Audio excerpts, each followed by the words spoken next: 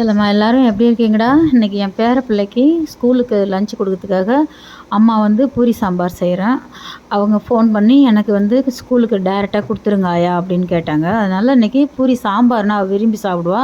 ஸ்கூலுக்கு எடுத்துகிட்டு போகிறா அப்படின்னா அவள் ஃப்ரெண்ட்ஸோடு சாப்பிடும்போது அவங்களுக்கும் இதை விரும்பி சாப்பிடுவாங்க ஆயா அப்படின்னு சொல்லி கொடுத்துட்டு வந்து சொல்லுவாள், நல்லா சாப்பிட்டோம் அப்படின்னு. அதனால் இன்றைக்கி நான் வந்து ஒரு பருப்பு வந்து பூண்டு, துவரம்பருப்பு, பச்சை பருப்பு இதெல்லாம் சேர்த்து மஞ்சத்தூள் போட்டு பூண்டெல்லாம் போட்டு பெருங்காயெல்லாம் போட்டு தாளித்து ஒரு விசில் விட்டு நான் கொஞ்சம் பருப்பு தாள் எடுத்து ரெடி பண்ணிவிட்டு ஒரு கண்ணாடி பவுலில் ஊற்றி வச்சிட்டேன்.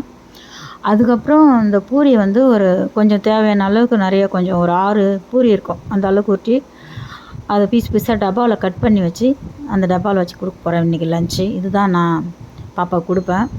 அவங்க சாப்பிட்டு வந்து எப்படி இருந்தது நான் கேட்டால் அவங்க சொல்லுவாங்க எனக்கு ரொம்ப பிடிச்சிருந்ததான்னு. அந்த சந்தோஷம் தான் எனக்கு ரொம்ப வேணும். அதனால் நான் வந்து இன்றைக்கி அதை ரெடி பண்ணி கொடுக்குறேன் பேர பிள்ளைக்கு. நீங்களும் வீட்டில் இந்த மாதிரி நம்ம பேர பசங்களுக்கு இது அடிக்கடி இந்த மாதிரிலாம் செஞ்சு கொடுங்க டிஃப்ரெண்ட்டாக. இது வந்து ஸ்கூலுக்காக அம்மா லஞ்ச் கட்டுறேன்டா.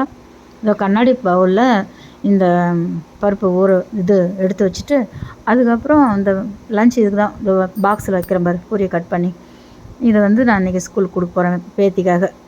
நீங்களும் இந்த மாதிரி கொடுங்க. பாய் சொல்லுங்களா.